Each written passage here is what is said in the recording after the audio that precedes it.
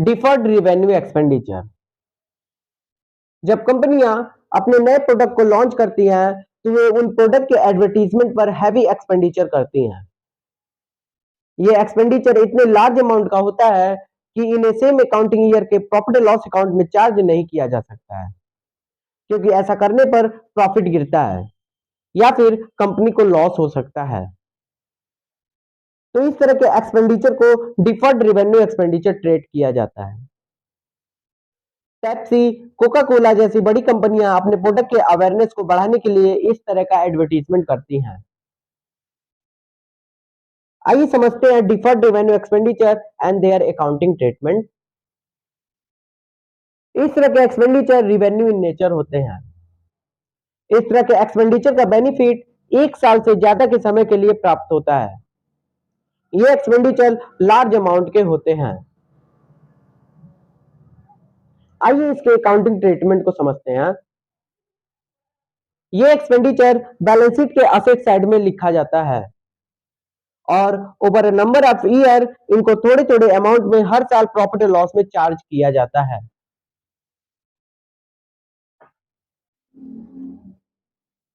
आइए deferred revenue expenditure को practical question के थ्रू समझते हैं। ग्रॉस प्रॉफिट है 1 लाख, कैपिटल है 10 लाख, असेट्स है 9 लाख एंड एडवर्टीजमेंट एक्सपेंस दे रखा है ₹2 लाख और नोट में दिया है एडवर्टीजमेंट का बेनिफिट 5 ईयर तक का है। आइए सबसे पहले इसे रेवेन्यू एक्सपेंडिचर ट्रेड करते हैं और इसके इफेक्ट को समझते हैं। एडवर्टीजमेंट एक्सपेंस प्रॉफिट और लॉस के डेबिट में हम दिखाएंगे ₹2 लाख। हमारा नेट लॉस आएगा ₹1 लाख। नेट लॉस को कैपिटल से माइनस करेंगे और बैलेंस शीट को टैली कराएंगे। हम पाते हैं एडवर्टीजमेंट को एज रेवेन्यू एक्सपेंडिचर ट्रेड करने से कंपनी को लॉस बियर करना पड़ता है। नाउ आइए अब इसे डिफर्ड रेवेन्यू एक्सपेंडिचर ट्रेड करके क्वेश्चन को सॉल्व करते हैं। एडवर्टीजमेंट को हम इस बार बैलेंस शीट में लिखेंगे। एडवर्टीजमेंट एक्सपेंस अगर ₹2 लाख का है और इसका बेनिफिट हमें अगले 5 सालों तक रिसीव होगा तो हम ₹2 लाख डिवाइडेड बाय 5 करेंगे। हमारा अमाउंट निकल कर आएगा ₹40,000। नाउ इस 40,000 को ग्रॉस प्रॉफिट से घटाएंगे। हमारा नेट प्रॉफिट आएगा ₹60,000। नाउ नेट प्रॉफिट को कैपिटल में ऐड करेंगे और बैलेंस शीट टैली कराएंगे। तो कुछ इस प्रकार से आपको डिफर्ड रेवेन्यू एक्सपेंडिचर के आइटम्स को ट्रेड करना है। आइए क्वेश्चन नंबर 14 को सॉल्व करते हैं।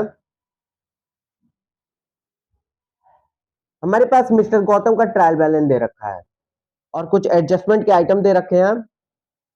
तो सबसे पहले हम trading profit loss and balance sheet का प्रोफार्मा तैयार कर लेंगे एंड देन हम opening stock purchase and sale को राइट डाउन कर लेंगे।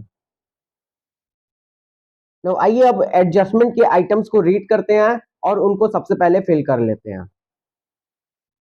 हमारे पास क्लोजिंग स्टॉक दे रखा है 60,000 का। तो क्लोजिंग स्टॉक हमारा असेट्स है, तो फिक्स असेट्स के लिए कुछ रो खाली छोड़ देंगे एंड क्लोजिंग स्टॉक लिखेंगे देन 60,000। नाउ इसे ट्रेडिंग अकाउंट में भी लिखेंगे closing stock 60,000।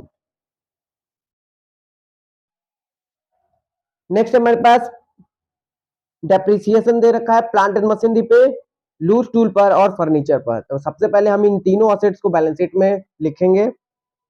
Plant and machinery, loose tools and furniture. और अब इन तीनों पर डेप्रिसिएशन लगाना है हमें, तो डेप्रिसिएशन को माइनस करके दिखाएंगे।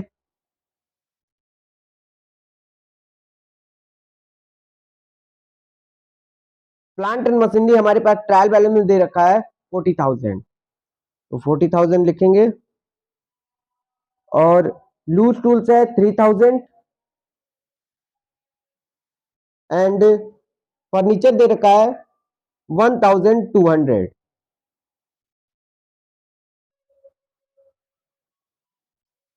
इसको भी फिल करते हैं।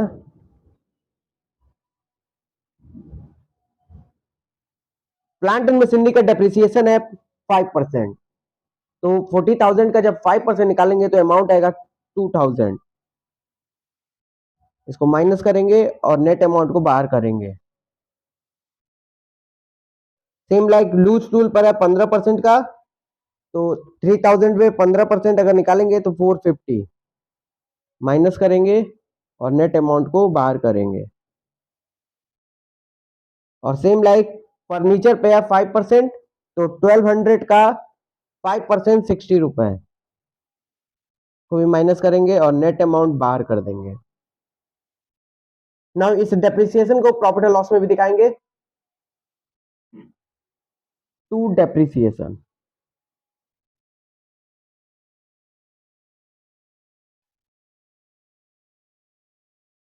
प्लांट एंड मशीनरी,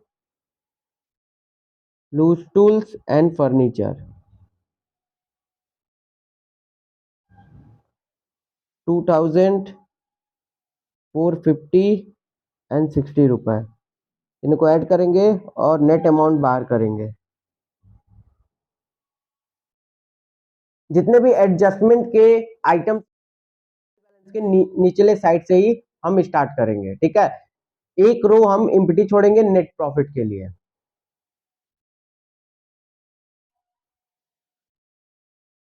नेक्स्ट हम एडजस्टमेंट पढ़ते हैं। डिस्काउंट दे रखा है संडे डेटर पे 2.5% एंड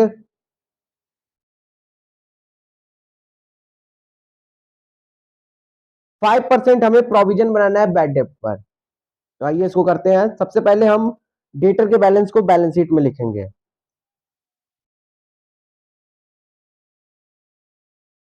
डेटर्स का अमाउंट है 45,000।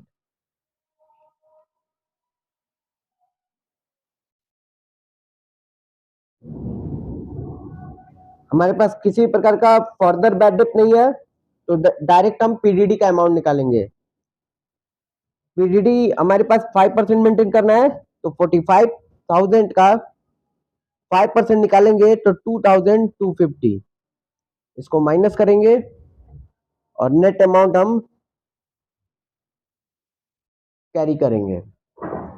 नाउ अब हमारे पास दे रखा है डिस्काउंट निकालना है 2.5%, तो 42,750 पर हम 2.5% लगाएंगे तो हमारे पास डिस्काउंट निकल कर आएगा 1,069 रुपए। इसको माइनस करेंगे और नेट अमाउंट इस बार हम बाहर लिखेंगे।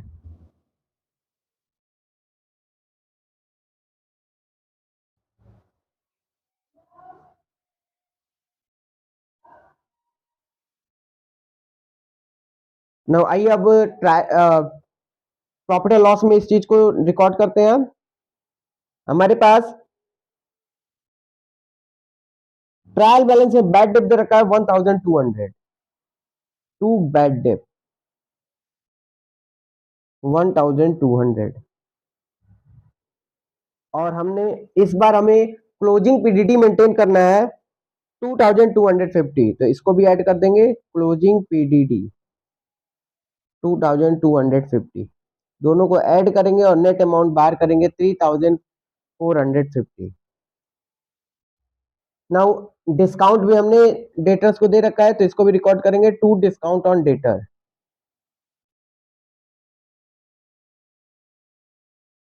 1,069 रुपए।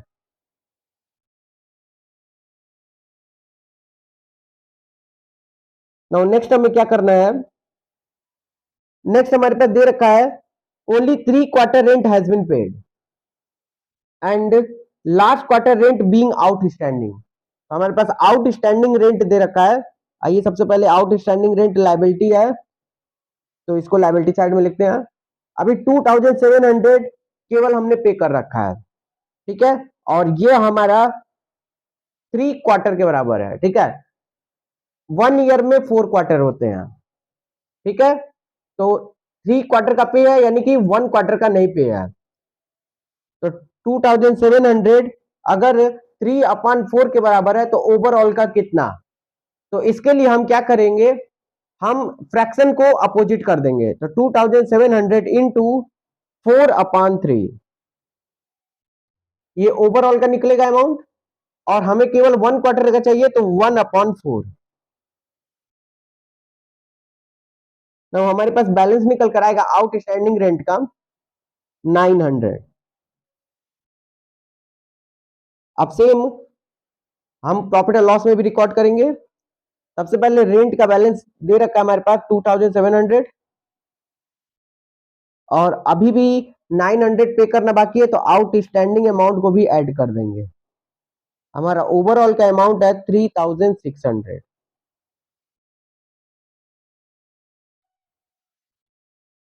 नेक्स्ट एडजस्टमेंट है हमारे पास interest earn but not receive 600। तो 600 हमने अर्न तो कर लिया है लेकिन रिसीव नहीं हुआ है, तो इस साल का इनकम है, इस साल में रिकॉर्ड करेंगे। तो इनकम है इसलिए प्रॉफिट एंड लॉस के क्रेडिट साइड में बाई एक्रूड इनकम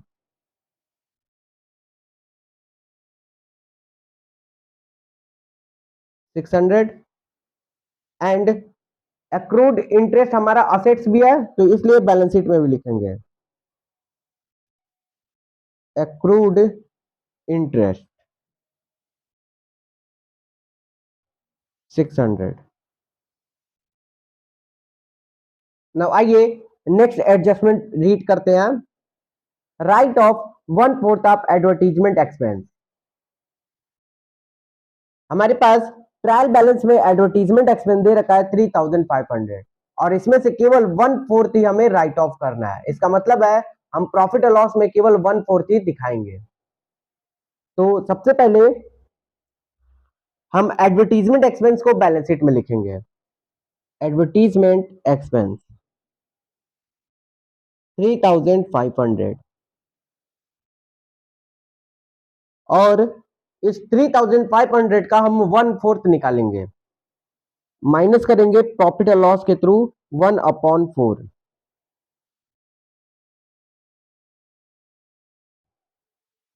हमारा अमाउंट आएगा 875।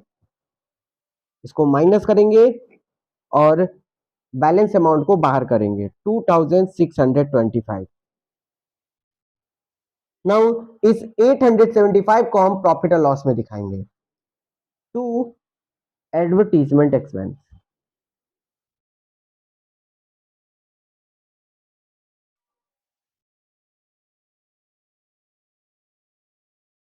तो अभी सारे एडजस्टमेंट हमने फिल कर लिए हैं, अब केवल ट्रायल बैलेंस को रीड करना है और सारे अकाउंट को ट्रांसफर करना है। ठीक है, तो सबसे पहले हमारे पास दे रखा है गुडविल 30,000, तो इसको फिल करेंगे।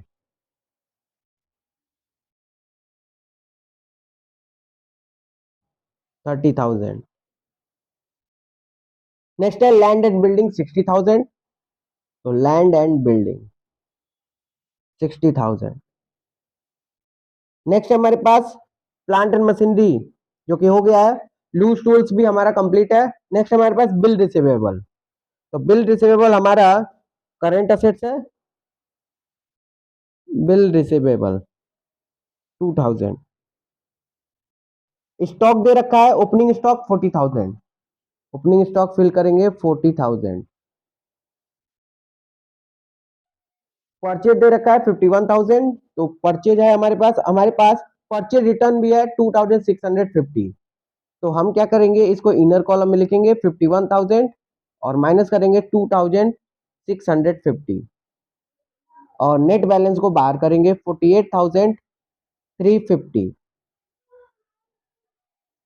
नेक्स्ट हमारे पास वेजेस 20,000 टू वेजेस 20,000। नेक्स्ट है carriers inward 1,200 to carriers inward 1,200।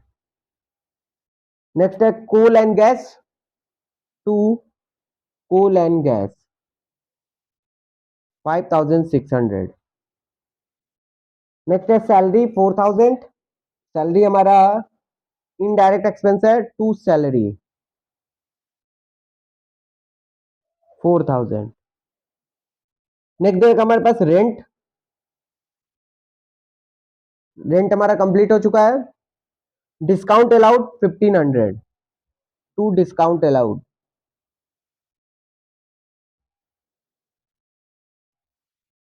1500। Next है कैश एट बैंक। तो बैंक अकाउंट में लिखेंगे 25,000 और कैश में लिखेंगे 1400।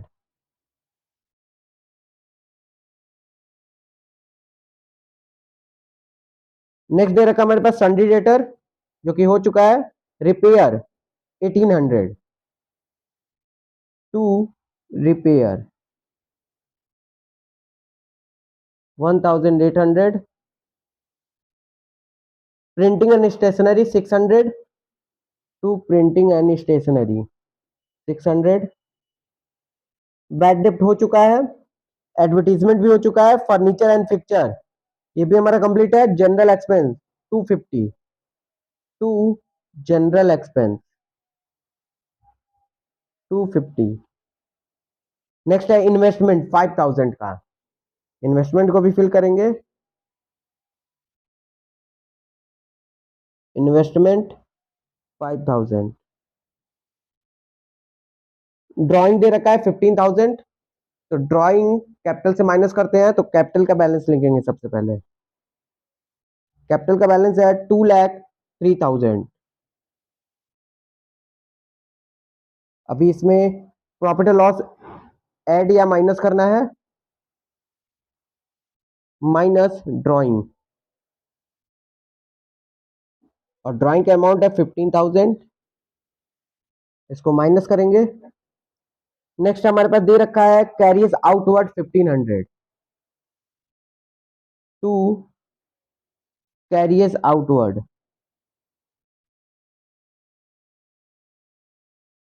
1500। नेक्स्ट हमारे पास सेल्स सेल्स रिटर्न। तो सबसे पहले सेल्स का बैलेंस लिखेंगे। सेल्स हमारे पास दे रखा है 1,15,000 और इसमें से माइनस करेंगे हम 2000। नेट हमारे पास आएगा 1,13,000।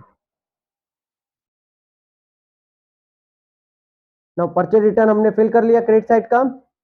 कैपिटल का भी बैलेंस फिल कर लिया है। बिल पेबल दिया है 13,800। Bill payable. नेक्स्ट हमारे पास क्रेडिटर्स 30,000 का। क्रेडिटर्स का भी बैलेंस लिखेंगे 30,000 और सेल्स हमने फिल कर लिया है। तो हमारे सारे आइटम्स ट्रांसफर हो चुके हैं। अब हमें बैलेंसेस को निकालना है एंड बैलेंस शीट को टैली कराना है।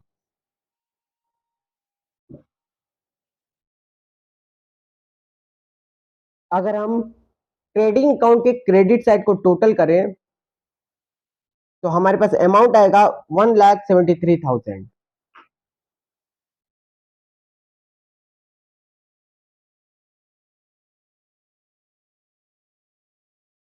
तो इस अमाउंट को हम लिखते हैं क्रेडिट साइड में 1,73,000। और अगर हम ट्रेडिंग अकाउंट के डेबिट साइड को टोटल करें तो हमारे पास अमाउंट निकल कर आएगा 1,15,150। नाउ डेबिट साइड का बैलेंस कम है और क्रेडिट साइड का ज्यादा है। तो 1,73,000 से जब हम 1,15,150 को माइनस करेंगे तो हमारे पास ग्रॉस प्रॉफिट निकल कर आएगा 57,850। अब इस ग्रॉस प्रॉफिट को हम प्रॉफिट एंड लॉस के क्रेडिट साइड में ट्रांसफर करेंगे बाई ग्रॉस प्रॉफिट 57,850।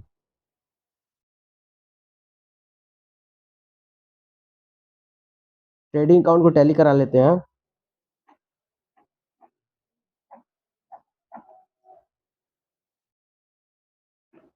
अब हम प्रॉफिट एंड लॉस के क्रेडिट साइड को टोटल करेंगे, हमारे पास बैलेंस आएगा 58,450।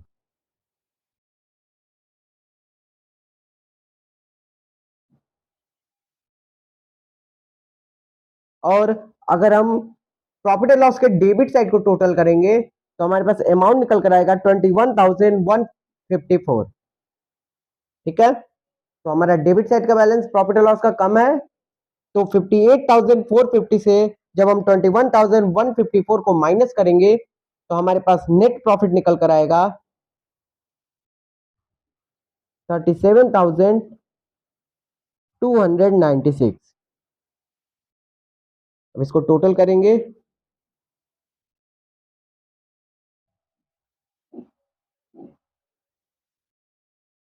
अब हम क्या करेंगे, नेट प्रॉफिट को कैपिटल में ऐड करेंगे, प्लस नेट प्रॉफिट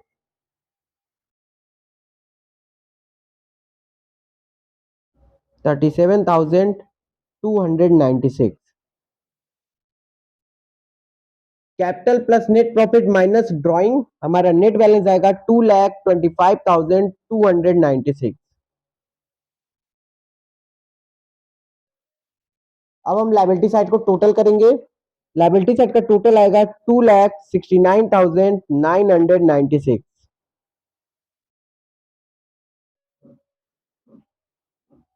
और जब हम असेट साइड को टोटल करेंगे तो हमारा बैलेंस आएगा 2,69,996।